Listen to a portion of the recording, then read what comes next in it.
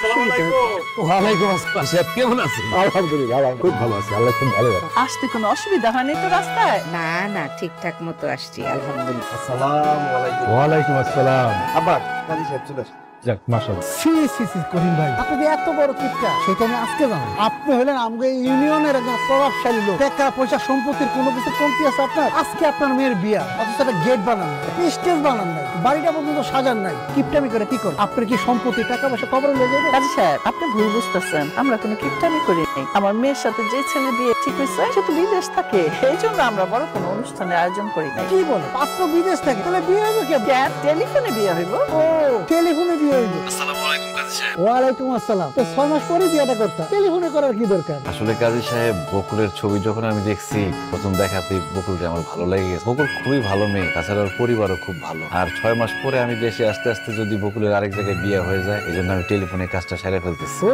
আচ্ছা আচ্ছা, বুঝছি বুঝছি। বিসমিল্লাহ কবুল। আলহামদুলিল্লাহ।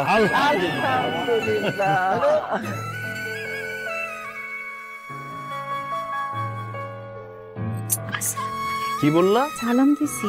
আসসালামু আলাইকুম। ওয়ালাইকুম আসসালাম। ঘন্টাটা সরাও, তোমার সাত মুখটা দেখাও। পারুন না আমার স্মরণ করে। আমি কি তোমার ভাসুর? আমি হইলাম গিয়ে তোমার স্বামী। আমার সাথে শরম কিসে? ঘোমটাটা একটু সরাও, দুজনের মুখ দেখে তারপরে কথা বলি। পারুন না 6 মাস পরে দেশে এসে একবারে সামনাসামনি দেখি। কি করবো? এতদিন তোমার চেহারা না দেখে আমি থাকতেই পারুম না। দম আটকে মরে যাও। তুমি কি চাও আমি দম আটকে মরে যাই? তাহলে ঘোমটাটা একটু সরাও। মাশাআল্লাহ, কি সুন্দর চেহারা। আচ্ছা, বিয়ার আগে যখন মোবাইলে তোমার সাথে কথা হয়েছে, তুমি বলছিলে তুমি অনেক ফর্সা। ভিডিও কলে তো তোমার ফর্সাই লাগতেছে। তুমি কি আসলে অনেক ফর্সা?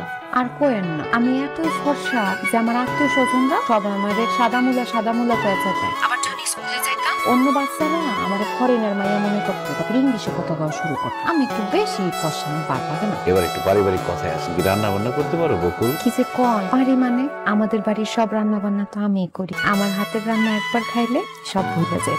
এত ভালো রান্না করো, তাহলে তো দেশে ফেরার পরে তোমার হাতে রান্না খাইতে খাইতে আমি মোটা হয়ে যাবো। তুমি কি কোরআন তেলাওয়াত করতে পারো?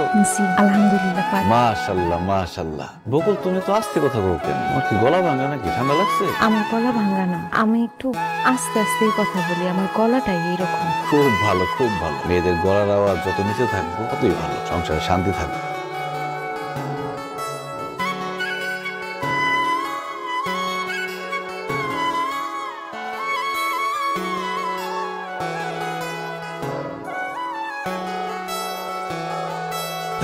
আপনি কে? আমাদের বাড়ির সামনে এরকম একটা উদ্ভট ড্রেস পরে এরকম নাচন কুদন করতেছেন?